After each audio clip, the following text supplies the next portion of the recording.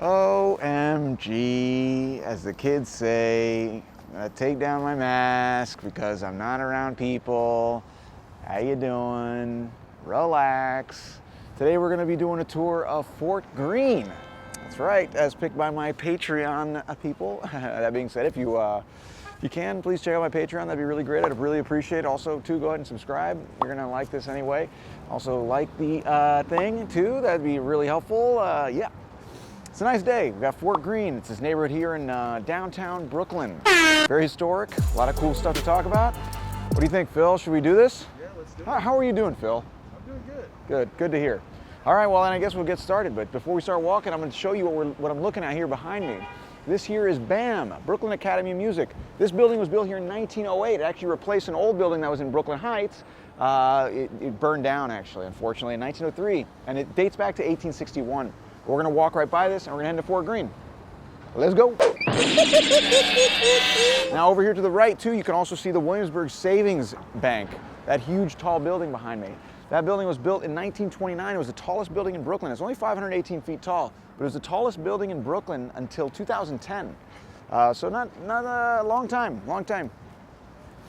And like I said, BAM, by the way, that the Williamsburg Savings Bank today is now, what do you think? What do you think it is, Phil? Condos. Good guess. You're smart man. It is condos, just like everything else. Yeah, everything here is condos. Everything's always turned into condos. In fact, those metal plates right there, condos, $2,000 a month. But the BAM, Brooklyn Academy of Music, has hosted a lot of really cool acts. See, Ingmar Bergman, Peter Sellers, Alanis Morissette did her MTV Unplugged there. You guys know Alanis Morissette? Maybe you guys are too young for that. Do you know Alanis Morissette, Phil? Yeah, I know. She's the one who sang, it's like rain on your wedding day. It's a free ride when you're already paid, right? You know that one? No. Okay. It's ironic, dude. Well, isn't it ironic that you don't know that? This is Betty Carter Park. It's named after a famous jazz musician she lived here in the neighborhood. So now we're gonna be walking here on Fulton very soon. Fulton is named after Robert Fulton, who's got things named after him all over. Everyone here in New York is obsessed with that guy. He actually pioneered the commercial steamship. In 1807, the Claremont made its way up the Hudson River all the way to Albany and back. It only took 62 hours. Pretty slow, but it was a big deal. So now we're walking on Fulton, and this is kind of like the little commercial area, little restaurants and bars and stores. We'll be talking about some of them as we go. But really nice neighborhood though. So Fort Greene is actually named Fort Greene because there used to actually be a fort here, a fort called Fort Putnam. Fort Putnam. It was created for the Revolutionary War. Ooh, American Revolution. We got our independence from Britain. All right. And don't you forget it, baby. But we're gonna cross here and let's go. So Fort Putnam was created for the war in 1776, and it was actually, taken over. The British made a push all the way to this area and a little bit closer in Brooklyn Heights and Dumbo area. They pushed all the Continental Army back. I covered that actually in the Dumbo and Brooklyn Heights videos. Sick plug, baby. Actually the Brooklyn Heights video though. Anyways, this fort was taken over. It was Fort Putnam. Nathaniel Greene was the Revolutionary War general under Washington, so it was renamed Fort Greene afterwards. By the way, Greene also has a street named after him in here, but also in Soho, very famous street in Soho. Covered that in my Soho video. Sick plug, baby. So we're walking up Fulton now. I'll show you guys a couple things here, and then we'll head up north. One of the big things that spurred the development of this neighborhood was the presence of the Brooklyn Navy Yard just to the north. Now we'll talk about that a little later, but basically the Brooklyn Navy Yard, starting in 1801, was a place where they built tons of ships. There were lots of jobs there. So the people who worked there lived just to the south of it, which is this neighborhood here. Now this is like the first half of the 1800s. So it was like Irish, and like later a little Jewish, but also a lot of African American.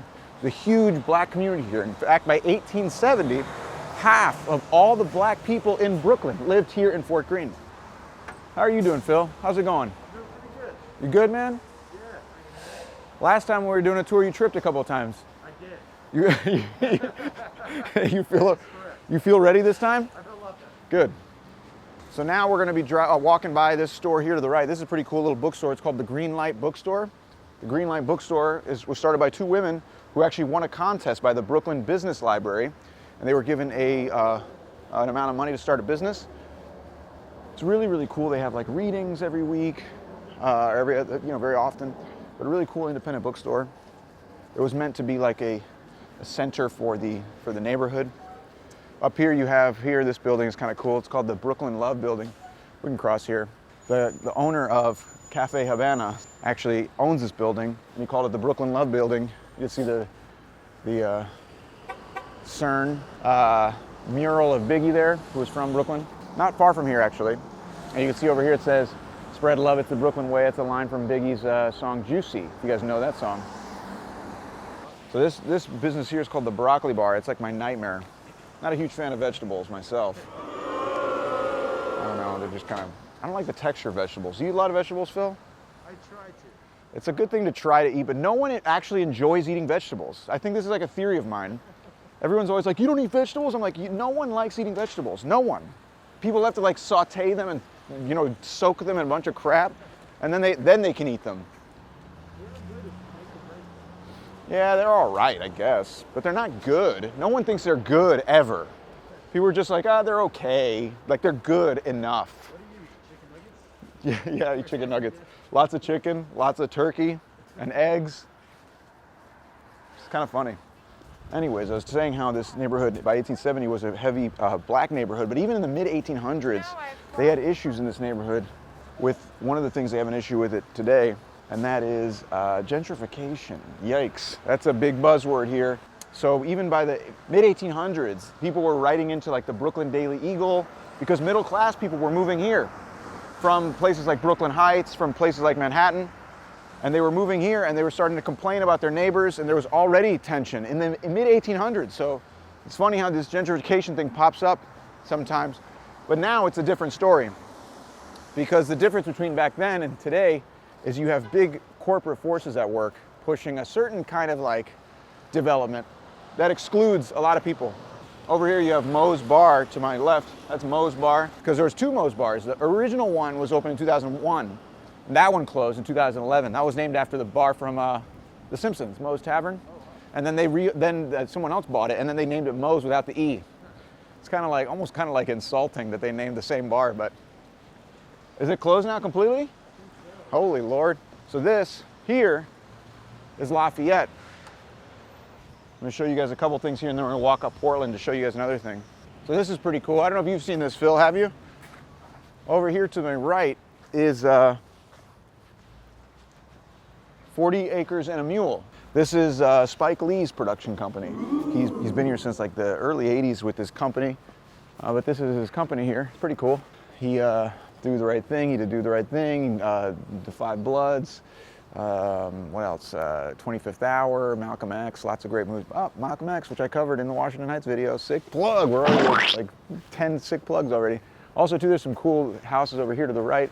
You could see these little clapboard houses here, these little townhouses that were built in 1890. And right over there, that blue one, pretty cool, 1899. But we're gonna walk over this way. I'm gonna show you guys a really cool street, because one of the things this neighborhood is famous for is also too, this is Spike Lee's. I should see if I can get a job in one of his movies. Spike Lee's response to a question about gentrification actually went viral a few years ago. He's been an outspoken critic of some of the gentrification issues here in Fort Greene. Speaking of which, well, look at that, I'm in front of the Barclay Center, total jump cut. Look at that production value, yeah. Anyways, I'm jumping here in front of the Barclay Center to talk to you about this. It was planned as early as 2004 and it was built in 2013. It's located on Atlantic and Flatbush. The city actually used eminent domain to take this land and build around it. What ends up happening is when this was finished, the land around it skyrocketed in value. A lot of these things were upzoned to allow for big, high-density residential, and it all ends up being luxury housing.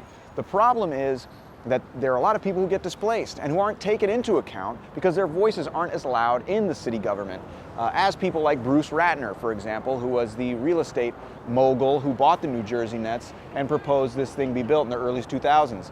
But what's interesting about this is that that's what gentrification is.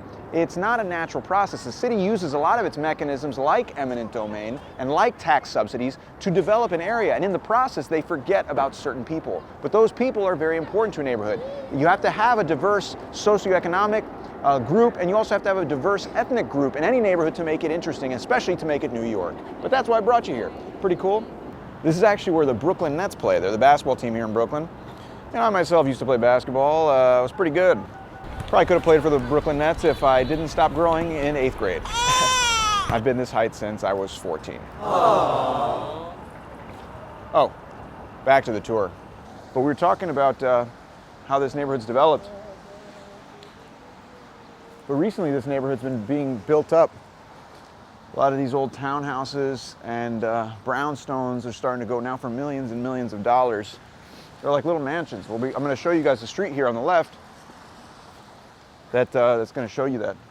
You tripping there, Phil? No. By the way, the 40 Acres and a Mule, the name of his company, is a callback, I guess, to the Civil War. When the Civil War was finished, General William Tecumseh Sherman came down to the South, and he actually had a meeting with a bunch of different ministers, and they kind of settled on the number of giving everyone at the very most 40 acres. And because the army had lots of surplus mules, they were just getting these extra mules given to them. So it was like 40 acres and a mule was like the symbol of like, kind of like this reparations type thing. And the 40 acres would come out of the land confiscated from the Confederacy. But guess what happened? Abraham Lincoln was assassinated, Andrew Johnson took over, and he canceled that whole thing. Now this street is really, really cool here. You'll see all these brownstones. This is a famous street for the Brooklyn brownstones. Now brownstone is pretty much just this type of sandstone. It kind of turns, it's actually pink at first, but then as it gets weathered, it turns more brown. And it's very, very popular because in the late 18th century, early 19th century, it was just used for like the stoops or the trim around the doors. But as the 1800s developed and technology got better during the Industrial Revolution in the mid-1800s, they could use it more easily and carve it, etc. So then they just started using it for the whole facades. And in fact, because of all that technological advancement, more middle class were able to use it for their houses. And you can see on this street, it's all over. It's pretty cool, right? These houses now, each one of them, millions and millions of dollars. You're looking at basically mansions, a row of mansions here. Now keep in mind we're at the south end of Fort Greene Park. The north end of Fort Greene Park is very different, and we're going to see both. Because this is a very important thing to keep in mind. People don't really realize this about Fort Greene. They think it's all this, but it's not. And that's important. Also, too, I was telling you how this neighborhood used to be a black neighborhood. This is actually where the first public school for African Americans was located. Colored school #1 was built here in Fort Greene in the 1820s. Really cool brownstone though, no? So by the way, a lot of the sandstone that is used on these houses is actually mined in Connecticut or New Jersey.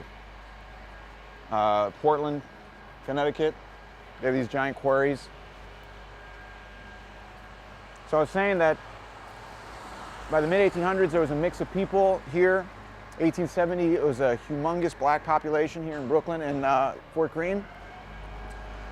And the Navy Yard kept people, employed. Like for example, during World War II, 71,000 people were employed at the Brooklyn Navy Yard. But when that was done, they actually built housing for a lot of those people who were out of work at the north end, and now today that is housing projects. But in the 60s and 70s, the neighborhood started to decline. The crack epidemic hit this neighborhood fairly hard, and it wasn't until like the 1980s that black professionals and young professionals and people started to move in, people like Spike Lee, and kind of turned it around. Erykah Badu, Fort Greene, Mos Def. So now we're going to be going into Fort Greene Park. This park is so cool. I really, really like this park. You guys are going to like it too. You better like it. We're going to cross and head in. It'll be nice. Yeah, they have comedy shows here. They've been doing lots of outdoor comedy here in New York, although that's kind of dying down with the weather, as you can see, unfortunately. It's a nice day today, though. It was a little bit windier earlier today, but now it's okay. So we're walking into Fort Greene Park. This is where they say like the fort was located in this area because it's the highest point in the neighborhood. I'll put this on, I guess. So this park is actually credited with being the first park in Brooklyn.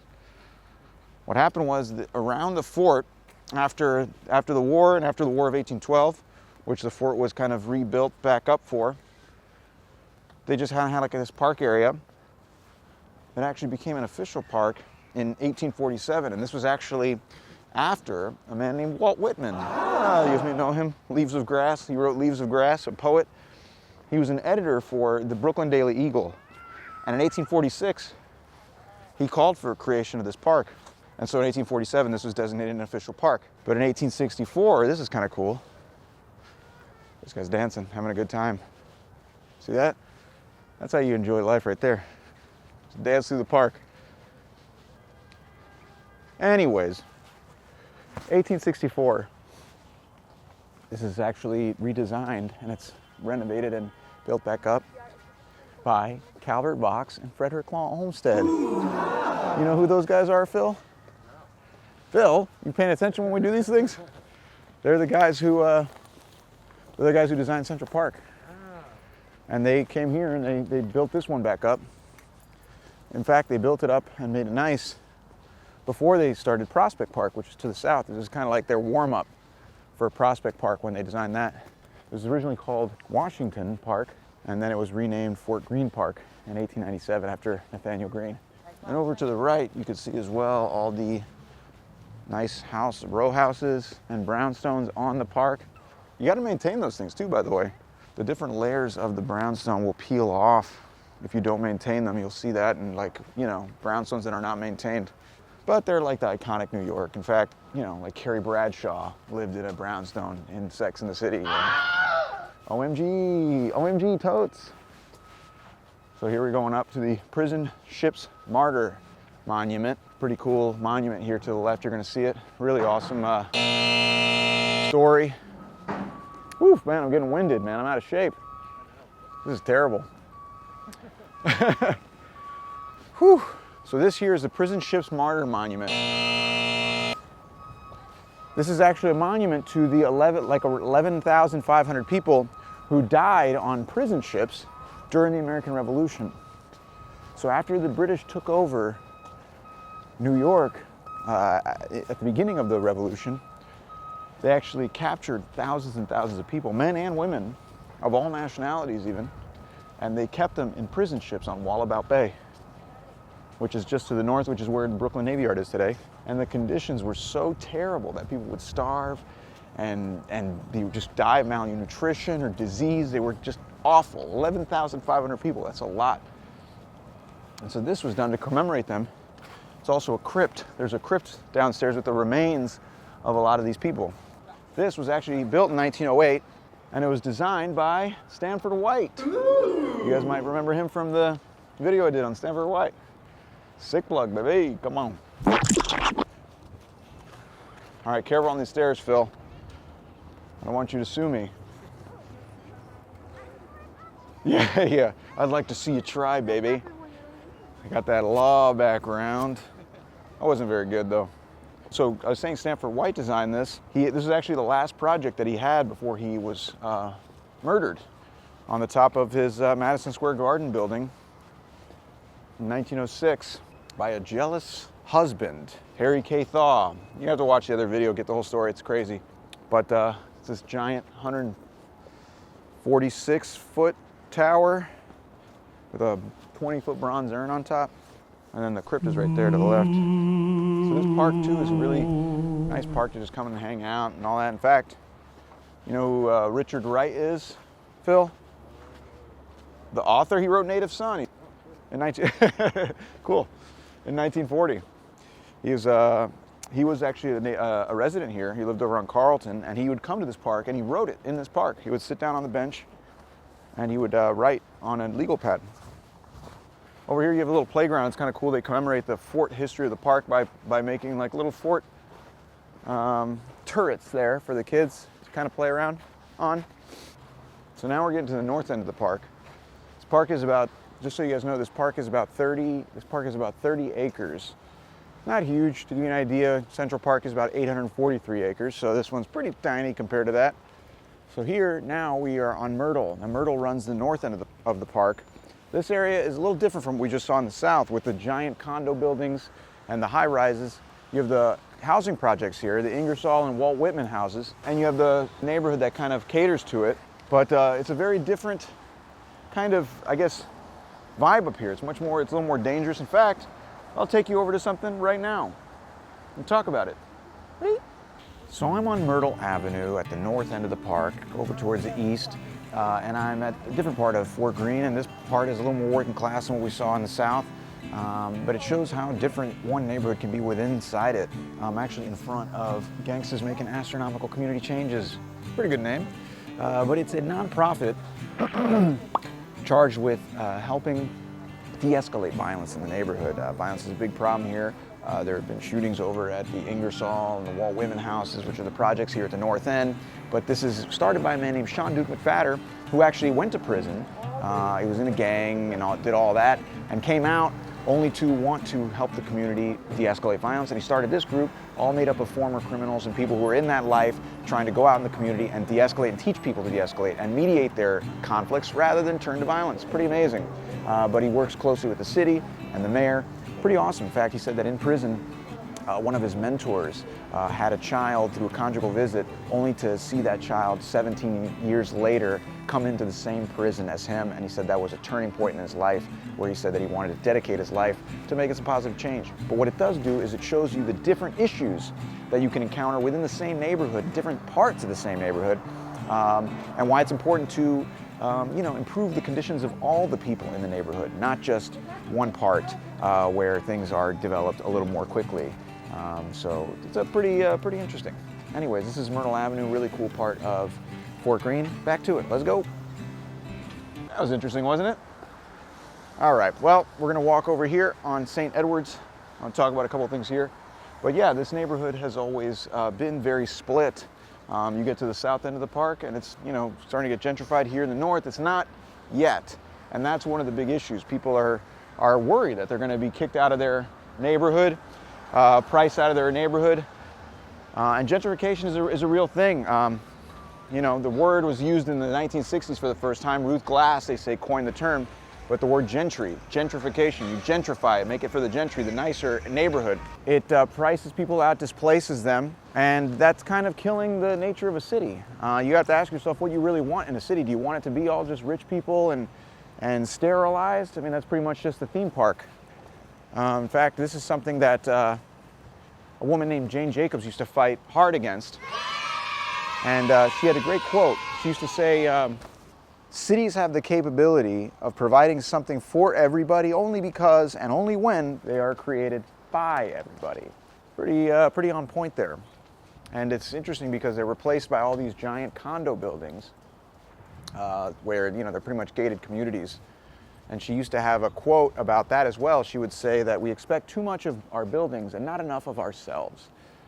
And I think what she's saying is that what makes a city interesting is the fact that we can all intermingle and live together.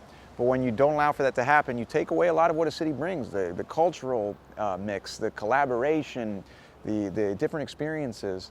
And that's tough. You can't have a good city without that, by definition. So we're gonna be heading this way. And here to the left, you're gonna see an old church.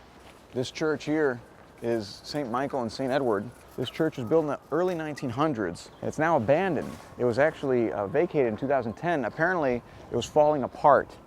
And, they were doing the masses in the chapel downstairs because pieces of the building were falling on stuff.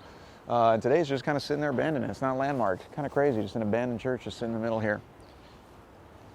Pretty spooky, if you ask me. I wouldn't want to be around this church in the middle of the night. Kind of scary. Here to the right, you have the Brooklyn Public Library, Walt Whitman branch. Walt Whitman, a big Brooklyn guy. He wrote Leaves of Grass, I mentioned that before. which, by the way, was the book that Bill Clinton gave to Monica Lewinsky as the president. That's an interesting little fact. You have also, too, around here, you have a couple charter schools. Charter school, basically, by the way, means that it's basically public money going into private hands. What happens is the city, if you start a charter school, if you get a charter for a charter school, you're basically entitled to money, public money, for every student that you enroll. Now, while there are a lot of great charter schools, LeBron James just made the news for making a charter school. I'm a little bit skeptical on him because it basically is opening up public money to private hands. So yeah, while there are some people who are doing it right, there's also now going to be room for basically the McDonald's companies to come in pretty much and just try to maximize their profit and get free money from the government. So this is the big issue. And in the process, they will delegitimize public schools and they'll take away resources from the actual public schools that are already there and that are accountable to the actual public system. Whereas these charters and the people who run these charters aren't accountable. They're not elected, they're not accountable to the people. Just something to think about. I don't know. Over here too, we're walking up to the BQE, the Brooklyn Queens Expressway. This was finished here in this area by like around 1960. It was built by a man named Robert Moses, one of the most powerful men to ever live in New York. He was in charge of basically all the construction here, parks, highways, everything from like the 1930s to the 1970s. He butted heads a lot with Jane Jacobs, and a very, very controversial figure. There's a very popular book called The Power Broker. It won the Pulitzer by a man named Caro, and he built this, and in the process he demolished a lot of the neighborhood, which is unfortunate. He did a lot of stuff like this. He was a big proponent of the automobile, which in hindsight, not the best idea in a city like New York, because the more streets, the more highways you build, the more traffic you create. So it doesn't really solve anything, rather than putting money into public transit. I don't know.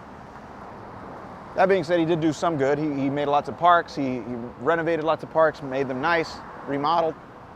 But he was also kind of racist, which is a big problem. But this here is kind of a different side of Fort Greene. A lot of people, when they give you these video walks of this neighborhood to tell you about it, they don't show it to you. But it is very important because it is still the neighborhood. So now we're walking into Commodore Barry Park.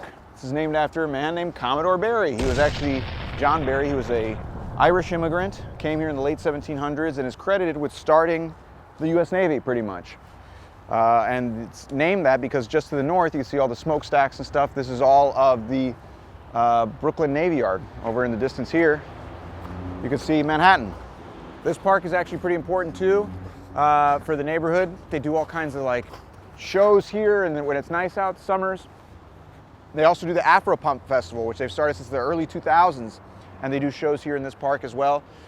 But we made it all the way to the end. I think this is a good place to end. You got a nice little view of Manhattan there in the background. And to the north, you can see the beginnings of Brooklyn Navy Yard. Maybe I'll do that in a different video. It started in 1801. They bought the federal government under John Adams. Bought that land to start basically making ships. That's where the USS Maine was made, which sunk off the coast of Cuba to start the Spanish-American War.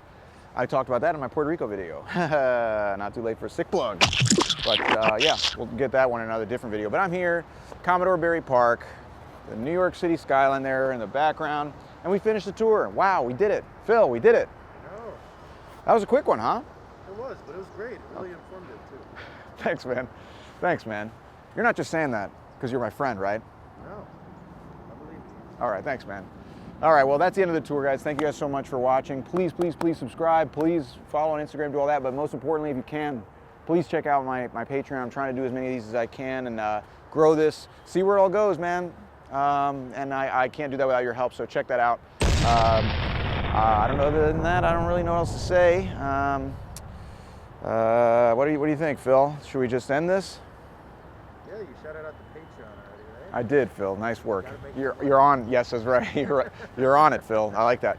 But no, I don't know what else to tell you. It's a kind of it, I guess. And go. Anything new coming up? Not really. Okay. Not really. But yeah, that's it, guys. See y'all later. Sick.